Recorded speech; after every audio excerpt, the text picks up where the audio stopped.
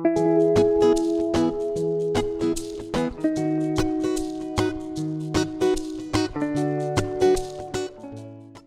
everybody. Welcome.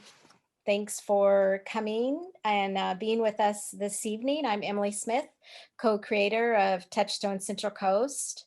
We are doing something for the first time with our monthly Touchstone topics, and we're really happy that Reginald Ryder, author of Passing the Baton, has agreed to be our first multi-part series on what we consider to be a really important topic, and that's education. No joke. This year's been tough for so many, and planning has kind of taken a backseat to just us getting through the unpredictability of each day, each and every day, not just anything that comes by, right? While there certainly are a lot of things that we can't control right now, planning and education is something we can. And I guess this is going to be a kind reminder to us that there are some things we can take control of. Whether you're deferring a year of college because of our current situation, or you're in the middle of your first year of college, or in any year of your college experience, attending high school or something in between. And I would say even graduate school. It's really critical for you to have the right information in order for you to have a successful outcome. So we want to make sure that through this process, we are providing you good and honest information, and that we help you understand your options for reaching out and asking for support. And Reginald is definitely a pro at that. In Reginald's book, he offers a lot of wisdom on how to enter and maneuver the arena of higher education. And in our first session, we discussed the feelings associated with being a college student and the blank slate that awaits you when you step your foot on campus for the first time. And sometimes each year seems like a blank slate too. How important it is to make informed choices, but also be willing to try new things. What resources that you have available to you and how important it is to use them. We talked about self-advocacy, and I think we're going to keep circling back around that because that's so critical to everything, and getting the level of service that you need and deserve. And as Reginald told us last time, that you are paying for a service, you're a client, and so you have every right to ask for what you need. And of course, we talked about so many things. And so Reginald, welcome. We're so glad you're here with us again. Thank you. Thank you for having me. I really appreciate being here. It's great to see both of you again, and ready for part two. Good, good.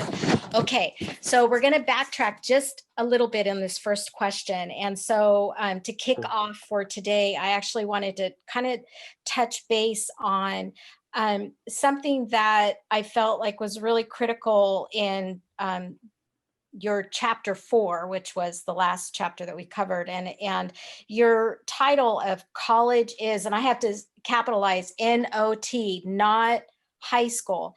And it's hard for students to kind of wrap their head around this because there's so much excitement and energy around and hype around the idea of going to college, and families, we're all guilty of joining in all of that as well. And so when we think about maneuvering the daily ins and outs of attending college, what would you mind talking a little bit about what's most crucial in those first days, weeks, and maybe even your first term of college? You know, what's really crucial during that time? I mean, there are a whole lot of things to really consider and to think about. I'd say first and really mostly is just kind of getting your sea legs, so to speak, and understanding that this is really your chance. We talked about the blank slate, but really understand that you are operating from a blank slate in a good way, and that it's a fresh start, it's a clean start from wherever or whatever kind of experience you may have had from high school or in your particular location. I think it's really important for you to be mindful of all the resources that are at your ever beckoning call, everything from the individuals to the departments to the organizations and offices that are, that abound on a college campus. They're pretty consistent across the board for most students in that regard. So it's not likely going to be too different from one campus to another. But, learning who your RA is, because that's another student kind of peer-to-peer that can help you in that regard. Learning where the cafeteria is, learning where your classes are, how to buy your books, how to go through the process of financial aid and taking care of those final pieces while you're on campus. Typically that involves sometimes getting a disbursement check or things of that sort. And so then being mindful with the money, but basically being able to get access to it. Knowing and getting to know your professors, and not just from the standpoint of walking into class and then checking your boxes, being in attendance, but really very deliberately going to them and introducing yourself and telling them, I'm interested in your class, I want to find out more about how I can do not just well in the class, but really learn something. I think more times than not, that kind of getting an A in the class is, while it's important, don't let me shortchange that in any shape, form, or fashion at all. But what I would say more importantly is that your interest should really be able to be gaining and gleaning information that you can then repurpose in one respect or another. Sometimes it's in the form of a test or a quiz, and sometimes it may be something that you'll use 2 or 3 years, down the pike. But those are the kinds of things to keep involved. I think getting involved in student activities is paramount in your first, weeks of being there. So kind of knowing all the organizations that are out there and available to you. I know a lot of students can or do gravitate towards the fraternity and sorority picture. And while I have no dog in the fight with how I would, pursue that particular activity, what I would say is that there is that there, but that's usually, a percentage of the activities that are on campus. There's a whole lot more out there. So in that respect, don't really limit yourself. And then I say really beyond that, it's knowing how and when to ask for help. That more than anything else, I think, and that's not just with academics, that's with kind of every aspect of everything you'll do while you're at school. Doing so puts you in a position where, you don't have to have all the answers, but you do need to know where to get them. And so I think as long as you can position yourself like that, that's really paramount. The last thing I'll say is that most colleges and universities give you a 6 to 8 week window before they claim it as Parents Weekend. And they do, which is fine. It's good to see, good for, kids to reconnect to, their parents and vice versa. But they do that 6 to 8 weeks for a reason, simply because they want you to take that time to really immerse yourself. You get involved, you take the time, you vest the interest in it, and then look to gain everything you can from it. So don't go home the first 2 or 3 weekends just because there's nothing going on, or there's a whole lot going on. You got a girlfriend at home or a boyfriend at home. They'll be there. You can Zoom them, you can talk to them on the phone, you can text them, you can do all those things. But part of the problem that a lot of students go through is that they don't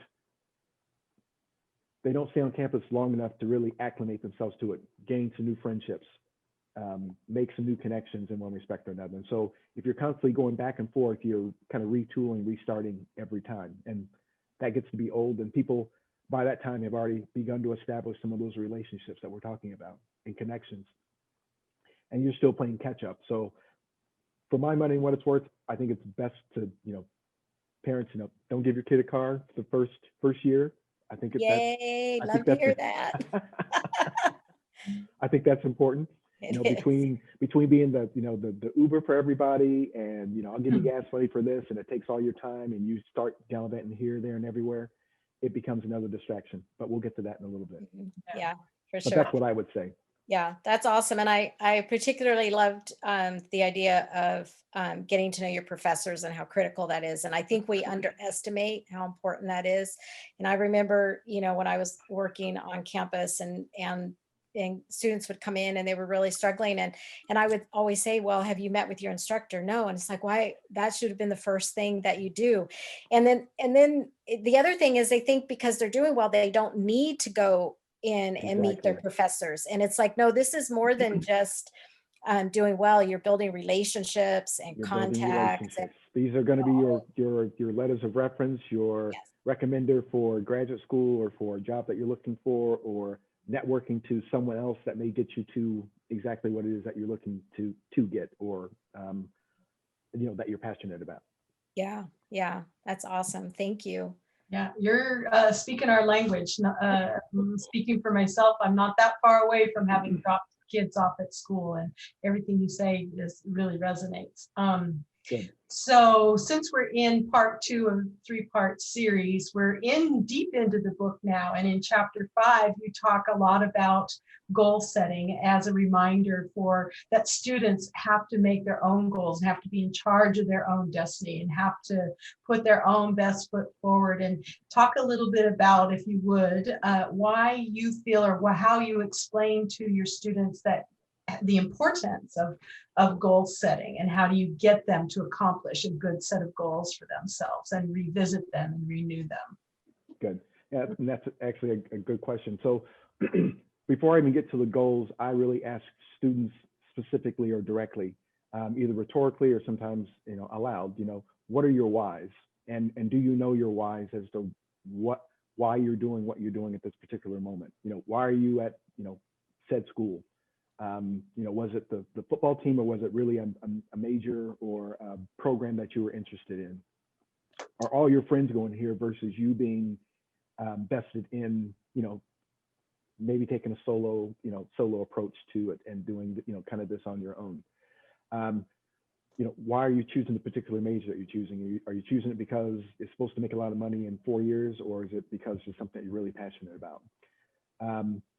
Why are you passionate about that particular major, that particular field, that particular area of study in one respect or another? What are you looking to kind of couple with that to assure yourself in all the ways that you need to?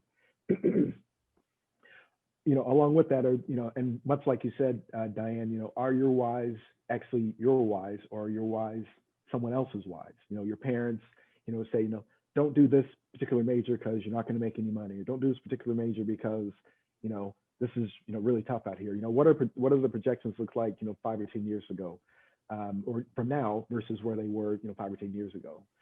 If you had said to me, computer science or internet would be, the thing, 20 years ago or 25 years ago, people would have thought you were crazy. But Yeah.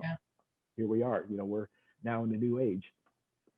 So really understanding what that part of the process is like, and then finally with that, and it comes back to kind of goal setting a little bit, is with the whys that you have at this point, why haven't you, or when are you going to reach out to some of those individuals to find out more information about the particular thing that you're interested in?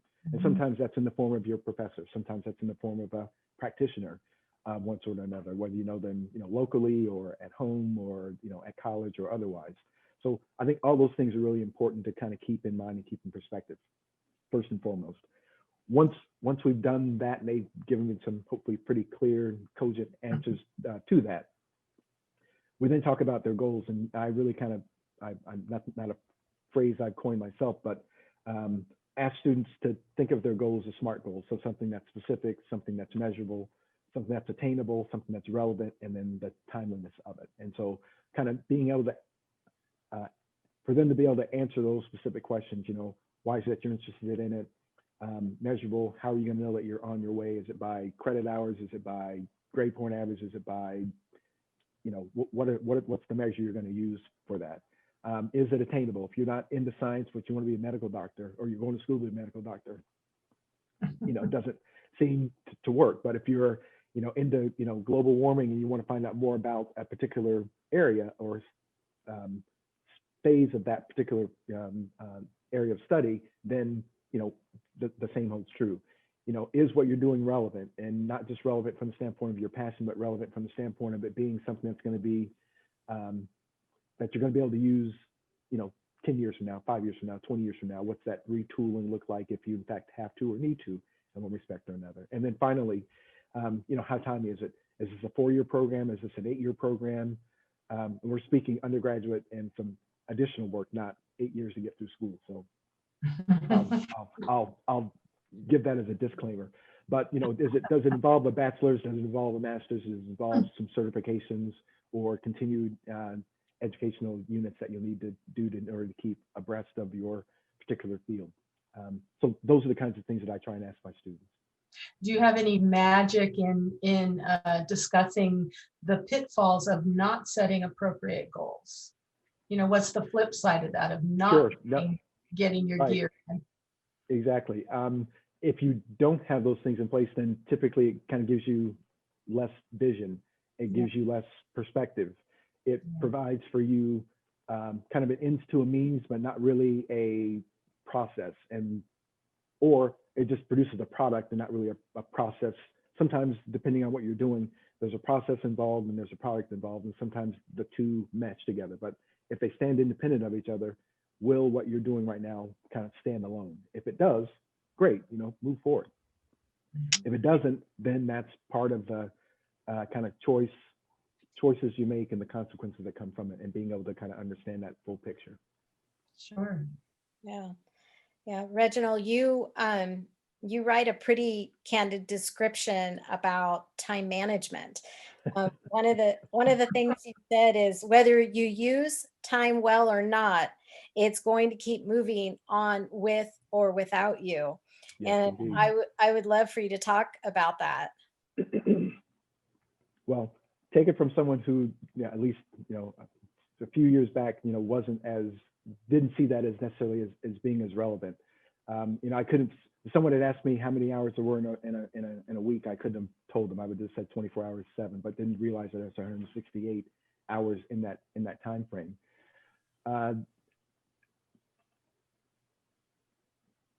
Whether you're on the train or not, it still moves. And you can be on the train and be on your way to your destination, or you can wait for the next one. And sometimes, as my father has very candidly said to me and to other people as well, you get one, sometimes you only get one bite of the apple. And so, you got to really make the most of that time and opportunity. And so understanding that time really fits within that standard and within that barometer, to me, speaks volumes. 9 times out of 10, most students don't have a problem with kind of competency or confidence, but it is their time. And the time, if you can manage it, then kind of spirals into all those other things we talked about, previously, that bloom and ripple from the, previous. Manage your time. The waves that come from that are hopefully, successful and, reach the shore and have an impact in all the ways that you want. But time's a thing that people waste, including myself, waste so much of. You never get it back. It's one of those things you never get back. You always have it, and you just have to make the most of it in that space and in that time.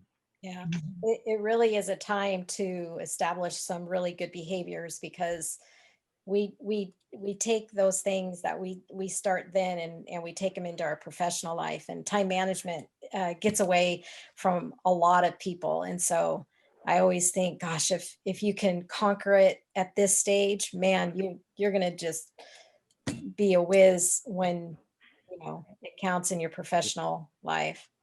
Exactly. So that's why even now, I'd say we were talking about earlier for middle school student and a high school student. This is why managing your time now to start is so important. I'm actually coaching some high school students now and trying to get this idea across to them in the one-on-ones that we're having or beginning to have with some of them even now. And I don't think they really get it at this point, but but they also understand the counter of that, and that's procrastinating, and then the stress and pressure that it puts you under. So they get it. They just don't get it quite in the. We're going to try and flip the script a little bit so they can manage it and understand a little bit better. But Reginald, what do you tell a student? I work so much better under pressure. Yeah, that may be true, but I can lift 300 pounds, but if I could probably do it 2 times at 150, not 300 at one time, it'd probably fall on my chest, and it would just be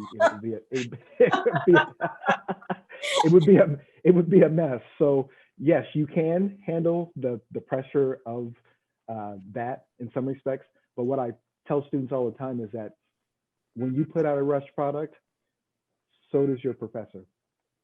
so does your, the person who's looking at it or evaluating it in one respect or another. And 9 times out of 10, that is so true. I know I put together things that have been rushed and you're scribbling it, but now it's typewriting, so it's probably won't be that much of an issue. But you can tell by the sentence structure, you can tell by how much, if it's supposed to be 500 words, you put together 300, you didn't put the time in, if it's supposed to be only 500, you put in 700, then you didn't go back through and do the editing that you needed to do to, pare it down to really say what really needed to be said.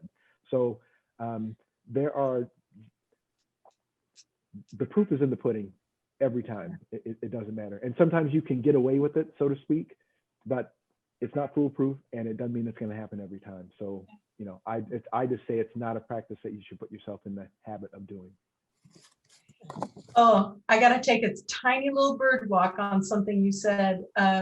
If you don't do it right, your teacher won't do it right either, or, put the time in. I got a paper back from a beloved science teacher in high school one time, and there was a mark on the top of the page, and we were all eagerly waiting our test or our essay results. And I said, Mr. Anthony, I don't understand. And he said, I didn't understand yours either, in front of the class. It was nuts. And I thought, that was a solidifying moment right there, because I still use it to this day. It needs to be clarities of things. So, oh my gosh, we could just converse all night long, but we have other questions to ask. So what happens with those rascals that don't take your advice, and they, seemingly are going to get there, but maybe they're not. And then all of a sudden they call and say, I got put on academic probation. What's the get out of jail tactic for that? How do you help people through that process? Well, we kind of sit back and I guess I call it reflection. So for a student that's in that situation, they're on academic probation, they come to me and said, Mr. Ryder, I'm on academic probation. I got to have a 2.0 or better in order to keep my financial aid, or I got to get 3.0 or better in order to keep my scholarship, or my parents are on my case because I didn't do and they want me to do X this coming semester or else.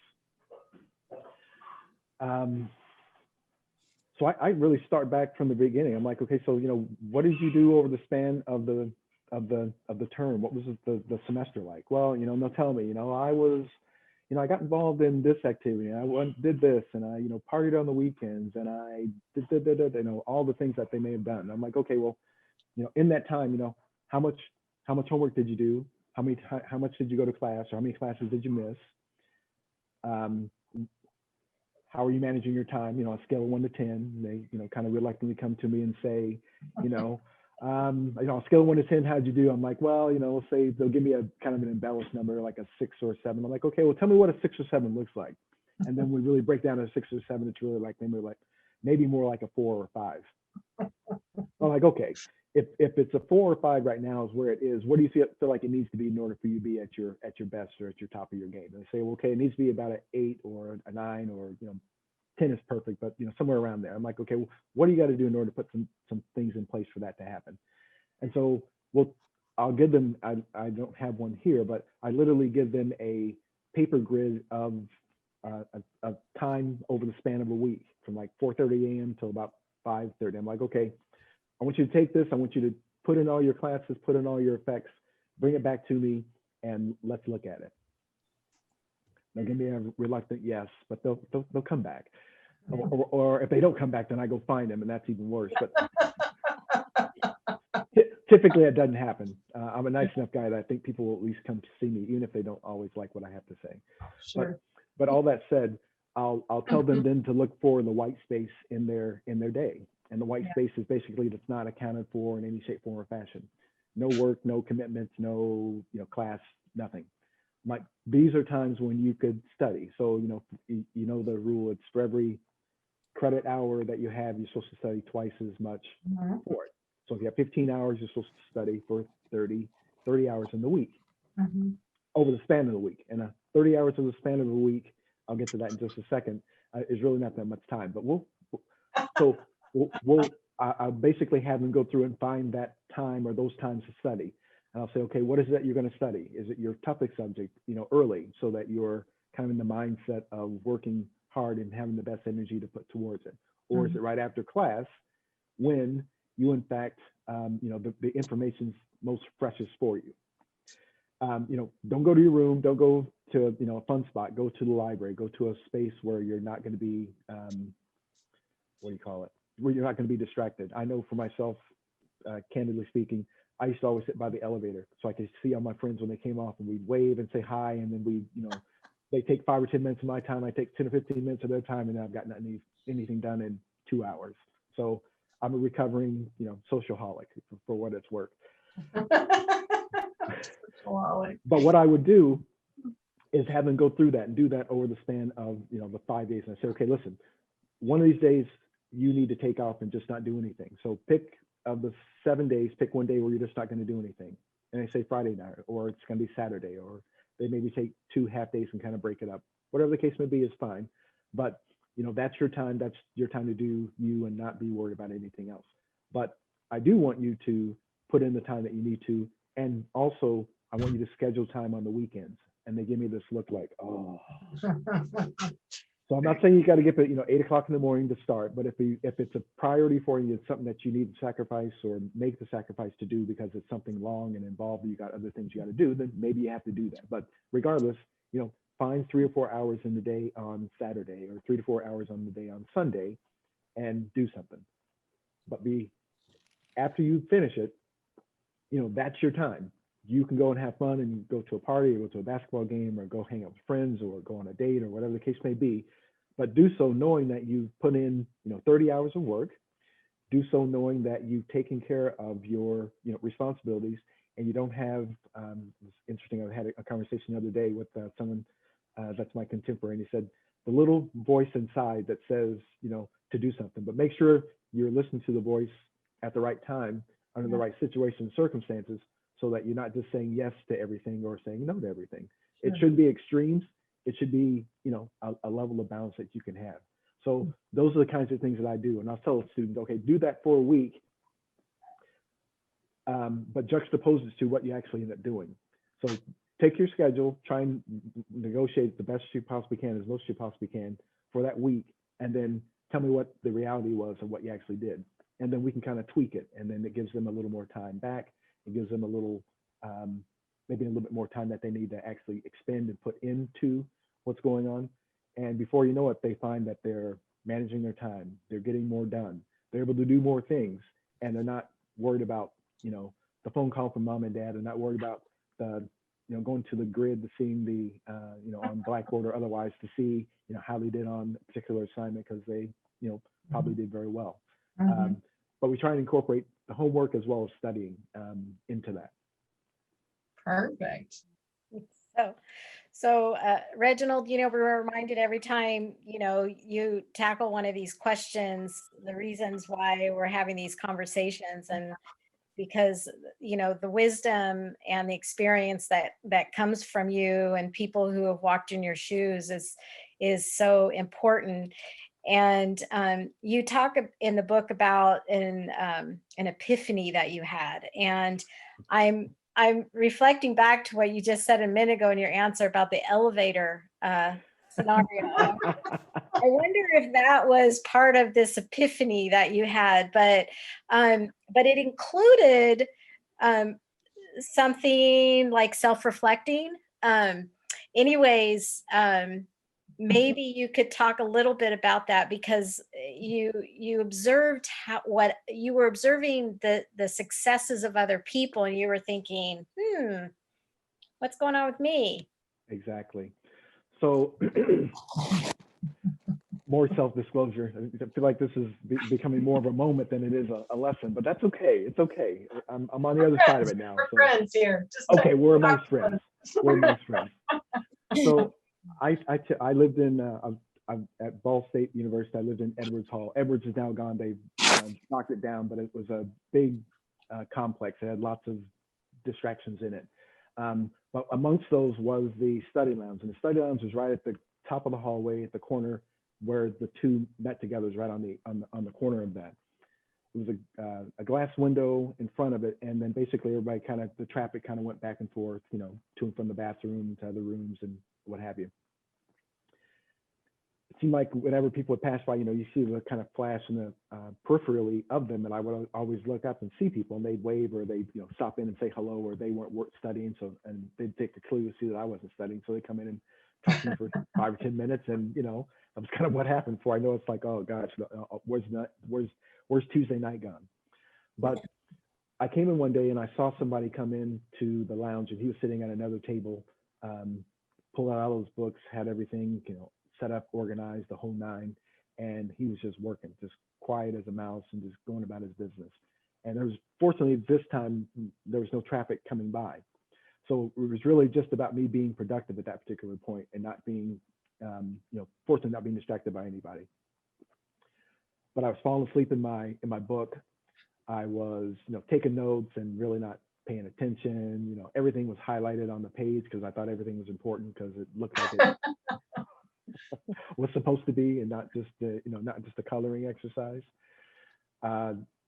And probably within like an hour and a half, 2 hours, I'm not sure what he did, but for all the books that he had open, he was closing them up and he was done. And I was still at, maybe not at square one, but I wasn't where I needed to be. And I was just like, what in the world's going on? What am I not doing that this guy is doing? And so I finally, got smart and turned my back to the door.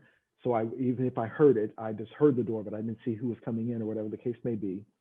I actually started reading and going other places other than that place, because that was just a high visibility, high traffic area that, sucked me in every time. But it was that kind of thing that was happening to me. I was never ever doing horrible in my classes. So that was never the issue, but I wasn't at my max. I wasn't performing at my full, altitude. So if I was at, if you're supposed to be at 44,000 feet and, flying, I was at 24 and still climbing and still trying to find my way.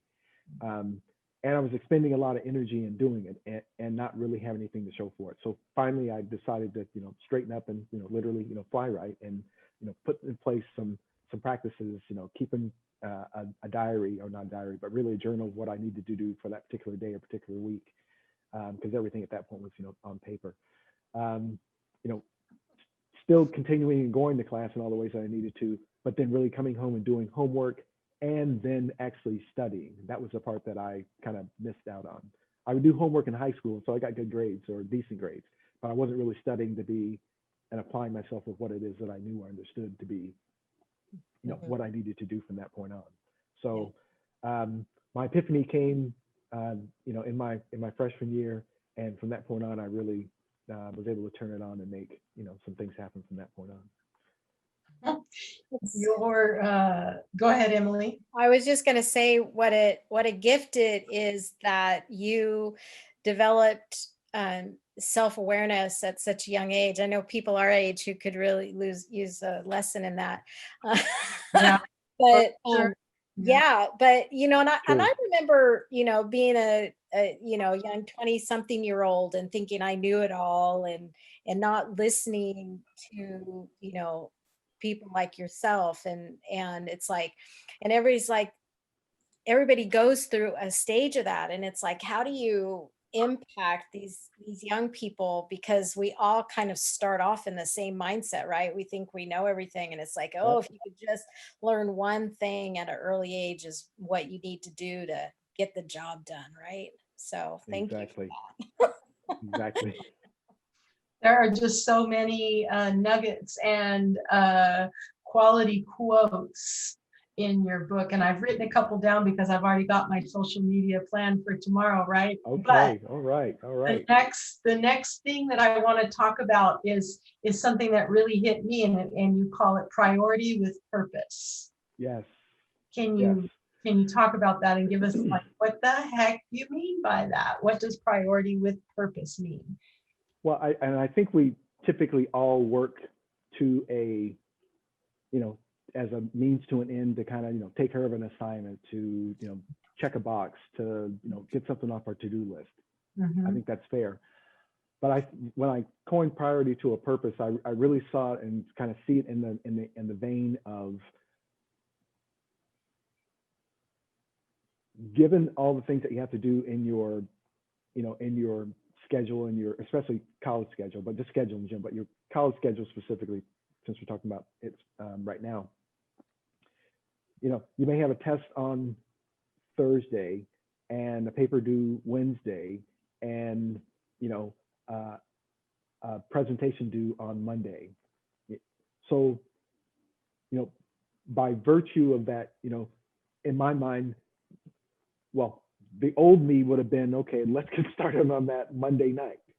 I'm gonna buckle down, the Monday night before my Wednesday, Friday, Monday stuff to really get things done.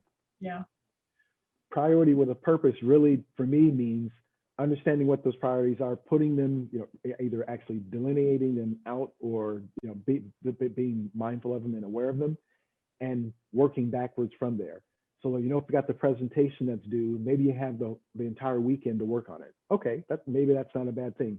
But you got two things that are, back to back, a paper and, a test or whatever the case may be. When are you working on those things? And part of what I helped students understand was that you can't, that's waiting till the last minute. You say 2 days, and 2 days may seem like it's a lot of time, but 2 days when you're under pressure and that procrastinating is kind of either crept in or you're realizing what you don't know. Right.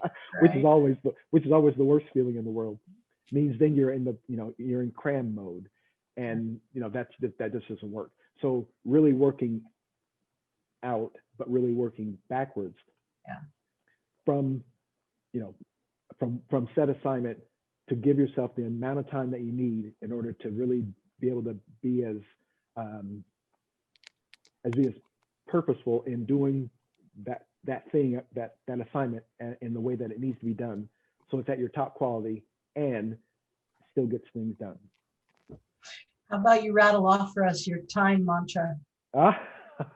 Great. Because it's so cool. Yes, it is. It's so cool. And I really have to credit, I'm not sure if they're listening to this or we'll listen to this, but there's a place called the Centers for Leadership Development in Indianapolis, Indiana. And they work with, I want to say, high school students, primarily students of color, but I think disadvantaged students in one respect or another, because I think they fit within that one of those two categories. But they always had this mantra that they had. The director that I worked with at the time I was at Butler University was, her name was Helen Baker, sweet woman, very sweet woman. But she would always come in and she would never be mean, was very, matter of fact and very engaging. But she would, the meeting would start at, 9:35, and she would say, she closed, okay, class, it's like, what time is it? And they'll say, and the kids would say, and this is it. So it's in time, on time, every time, except when ahead of time, and that's better time.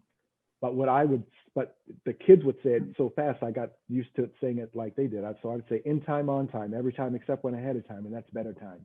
And so every set of students that I've worked with since that day, I've had them repeat that. I'm like, listen, if you can live your life like that, and not just academically, but just life in general, you're right where you need to be. Do it in time, do it on time, do it every time, except when ahead of time, which means you're even working more proactively, and that's better time. Yeah. Amen. Perfect. Amen. Yes. Oh my gosh, I'm gonna have to write that. I mean, that in the adult world, the working world, we call that project management. It's like, Yes. gosh, they come into the work world again knowing something so great. Exactly. We just love this, Reginald. So you have a little math exercise also that you do with your students, and to kind of drive home a couple of points. So maybe you could share that with us. Sure. So typically what I'll do is, and this really hit me once I got out of college, when I was working in admissions at Ball State University. I'm not sure, somehow it came from conversation. So I really went back and just kind of did it for myself, just to kind of see what it would look like. But basically what it is, I'll tell students to understand the value of their education and to understand the investment that they need to make in their education. I tell them to take the price tag of their school, to cut it in half. That's what it is per semester. Divide it by the number of weeks in the term. That's usually anywhere from 12 to 15. And then divide it by the number of classes that they have in that particular semester. So, and not the number of days that you meet, but the number of classes that you have for that term. And then you divide that by that number. And then basically what that gives you is a number of what you, of what it is for you to be in school per week. That's not their salary per hour, you know, per professor, although that would be an interesting way to go about that too. But, you know, in that you're paying somebody not to be there is basically the gist of it. And so if it's a $25,000 price tag that you're looking for school, it's anywhere from, I think, $800 a week, about $400 a class. I'm sorry, $200 a class is what it basically boils down to. And so, you know, I tell students all the time, I tell students in sessions, you know, listen, if you don't want to go to school, you don't have to. But what you should do with that money is you should just give it all to me.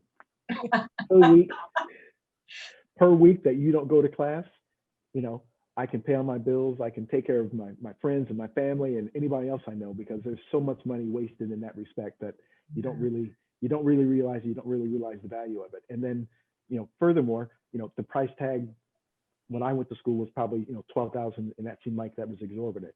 It's now, you know, 75, 80, 95, 110. You know, I don't even want to keep track anymore. Because for some of the institutions I worked at, that had a pretty hefty price tag to it. It's 20 years in between inflation. It's kind of taken its, you know, its toll. So I can't imagine what that is now. But bottom line is that you're paying a whole lot of money to be there, and you're not getting what you're supposed to be getting out of it. So, you know, that goes back to what we talked about in the very beginning. You know, you being a client and understanding your worth and understanding the worth and understanding that your parents or somebody has made the sacrifice for you to be there, and all you have to show for it is, you know, GPA or, you know, a lackluster performance or just not much exposure, experience, or information that you're really able to, you know, utilize. So shame on you. But now that you understand this, you know, definitely put it into practice and get what you need to get out of it. Yeah. Yeah. I think it's so important for them to understand the value of what they're getting and the cost too associated to that value. Yeah. Yeah. So many valuable lessons.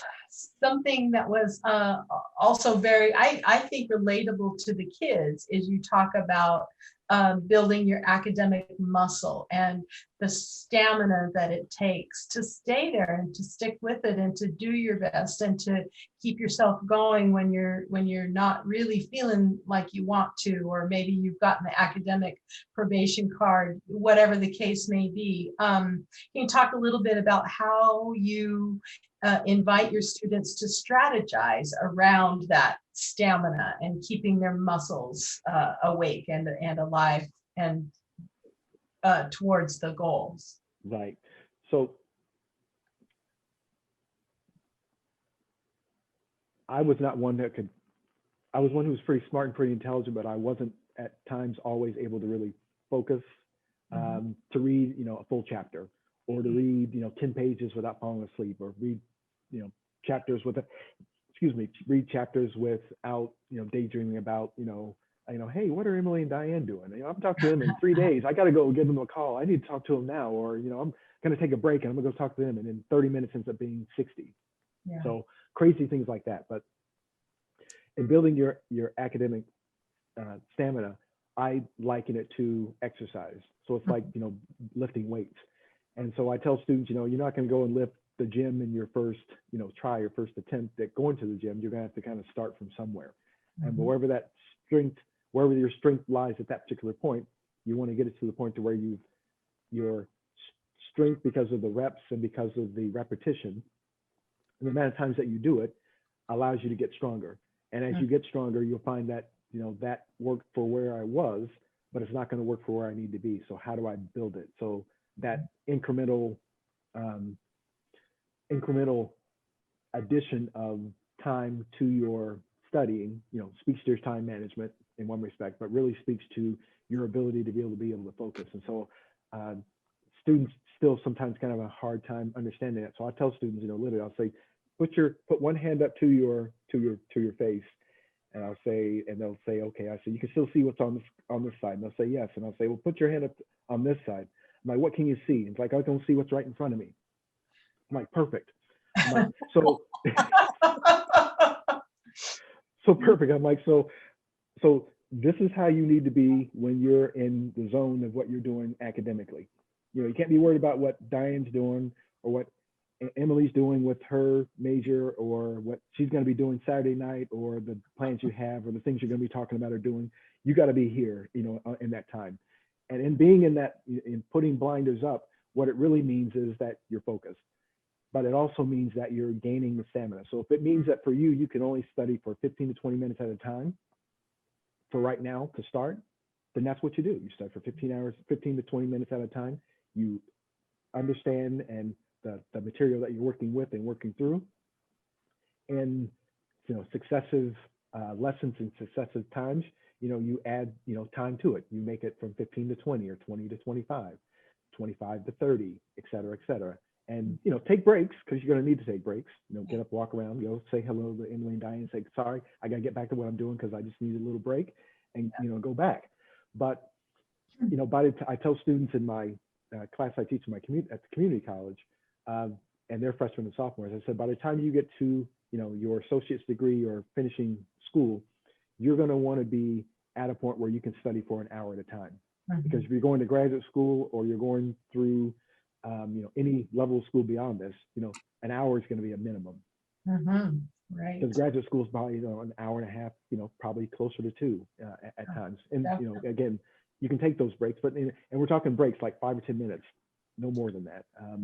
So in a given, you know, 3-hour session, you studied, you know, almost 3 hours, you've gotten 20 to 30 minutes of a break, and you should be in a place where you're productive. And if you see that you're not being productive, then, you know, that's maybe a time to stop and pause, reconnect yourself, you know, put your blinders back up and go back to it. I really liked your description of the using flashcards, because those were always kind of a mystery to me. But when you break it down to stack 1, stack 2, stack 3, it's like magic. And I can totally do that. You know, flashcards are tips. Yes, flashcards are one of the easiest. Well, it's the cheapest academic trick I think you can use. Because it takes you from your short term to your long term. You know, if you know it, then you, as you continue through the progression. So I'll explain it real quick. Three stacks are the stack 1, stack 2, stack 3. Stack 1 is where all of them start, but there's studying and learning in creating all of the flashcards to begin with. So that's kind of a helpful given to start with. But stack 2 are those that you get right. Do stack 1. So anything that you don't get right stays in stack 1. Anything you know goes to stack 2. When you get them all to stack 2, then you go over them again. If you don't remember them, they go back to stack 1. If you do remember them and you get them right, then they go to stack 3. And basically what you want to do is get them all to stack 3. And just keep doing that. And part of the reason why that's so important is because most of the homework, most of the things that you do in academically, especially for reading and terms and formulas and all that kind of stuff, typically just goes as an inch to a mean just to finish it. So it's really in your short-term memory. What you have to do is basically try and put it in a file that's going to belong in your long-term memory so that it actually, you know, resonates and you hold it, and then you're able to use it in one way or another. Thank you for that. Your book again is so very readable and accessible to everybody. I think it's fantastic. So my battery on my computer is about ready to croak. So. Uh-oh. But before I stop and like put the plug in, you know, when I have a background in elementary education, and as a teacher, it was always my I was taught this, and I always felt it was my responsibility to plan my instruction in a way that would address the, you know, variety of learning modalities, you know, because we all learn things very, very different. And in your book, you talk about how important it is to understand how, as individuals, we learn. And I'd love for you to talk to the point of how this is so helpful for students to understand. Exactly. So for most of us, we always operate within our zone, or the zone that works or makes the most sense for us to be effective learners. So that's either visual, auditory, or kinesthetic. And there are others, but those they fit kind of within those three realms in one respect or another. But if you're a visual learner, then to me it really makes sense for you to be in class. Yeah. As an example, so that when you see things on the board, it's like it gets kind of etched, or at least tattooed, or something in your head, so that you see it. I know a lot of times I'm a mix of the three, but I know that there are times on the board when I would be in a test and I would think, oh God, I don't remember this, and I could sometimes actually see it on the board. Mm-hmm. When they were writing it, when we were going over it, days, weeks before, and it's like, oh, now it came back to me, or something else triggers it, so where I'm able to remember. But because I'm visual, that really helps. There were times when I would use old school, but I would use the little square tape recorder, and get permission from your professor to do so. But I would tape their conversations, because sometimes what I didn't put in my notes, I may have missed from what I didn't hear, and I didn't write it down. So even if they didn't write it down, it was important, I heard it, and now can fit it in context with it being somewhere in my notes that now I have and can retrieve or remember. I took a basic speech and an advanced speech class when I was in school. And one of the things that I didn't realize this until we're actually having this conversation, but I was a kinesthetic learner in that respect, because I needed to walk and talk in order to remember my speeches, and to know when I needed to pause, or when I needed to change my tone, or any of the things in a persuasive speech to make sure that people really understood what I was trying to get across. So it was really important for me to be mindful of the way that I learned, and being able to use those. And I know that sometimes, even for the types of learner that we are, that's important. But sometimes, depending on the kind of work that you're doing for that particular subject, it may mean that you have to work outside of your modality a little bit too, in order to make sure that happens. And so in doing so, I gave, I think, a fair number of tips for how to master that part of it. But the good thing and the secret is that flashcard, again, allows all three of those modalities to be utilized in one respect or another.